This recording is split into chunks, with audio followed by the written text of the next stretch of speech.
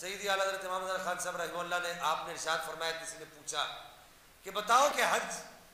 کرنے والا پہلے مکہ جائے یا مدینہ جائے؟ تو آپ نے فرمایا کہ بہتر یہ ہے کہ پہلے مدینہ جائے، بہتر یہ ہے کہ پہلے مدینہ جائے۔ کہا کیوں؟ کہا کہ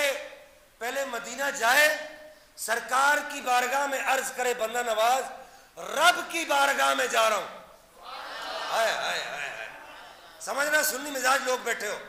کہا رب کی بارگاہ کا وسیلہ سرکار ہے، کہا یہاں سے وسیلہ لے کر جائے یا رسول اللہ، رب کی بارگاہ میں جا رہا ہوں، میری سفارش پیش کر دیجئے گا، میرا کعبہ کو دیکھنا مقبول ہو جائے، میرا صفا مروہ کی صحیح کرنا مقبول ہو جائے، میرا آب زمزم پینا مقبول ہو جائے، میرا ملتزم سے لپٹنا مقبول ہو جائے، میرا مقام ابراہیم پر نوافل پڑھنا مقبول ہو جائے، منی میں ٹھہرنا، عرفات میں ٹھہرنا، مزدلفہ میں ٹھہرنا، رمی جمرات کرنا۔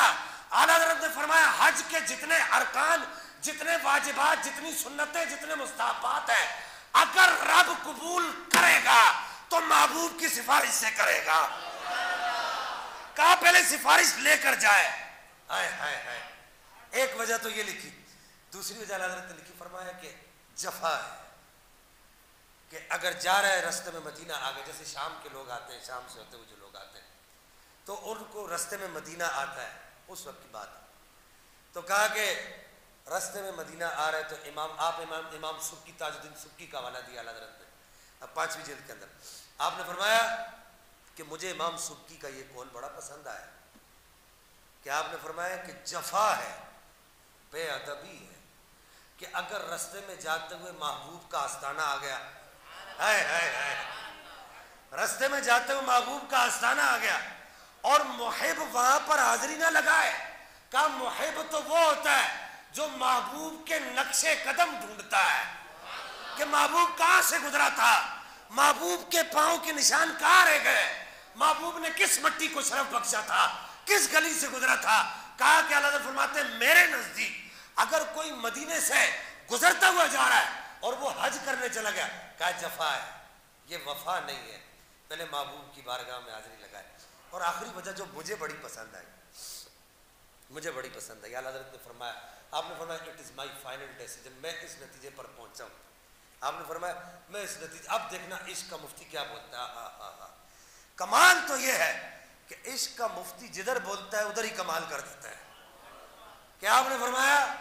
کہ بہتر یہ ہے کہ پہلے حج کرے، پہلے منی میں وقوف کرے، پھر عرفات میں وقوف کرے، پھر مزدلفہ میں وقوف کرے، پھر رمی جمرات کرے، پھر اس کے بعد طواف زیارت کرے، پھر واپس منی میں آئے، 10 11 12 13 یہ 3 دن یہاں پہ دوبارہ گزارے، بالکل سر سے لے کے پاؤں تک پاک ہو، پھر طواف وداع کرے، یعنی کہ کعبے کا آخری طواف کرے، جب بالکل پاک ہو جائے پھر محبوب کو اپنا چہرہ دکھانے کے لیے جائے۔ کہا اس سے پہلے اب یہاں دیکھو ادھر بھی کمال کیا، فرمایا اس سے پہلے اگر محبوب کو چہرہ دکھائے گا تو کیا دکھائے گا، مجرم کو نہ شرماؤ، احباب کفن ڈھک دو، مجرم کو نہ شرماؤ، احباب کفن ڈھک دو، منہ دیکھ کے کیا ہوگا، پردے میں بھلائی ہے،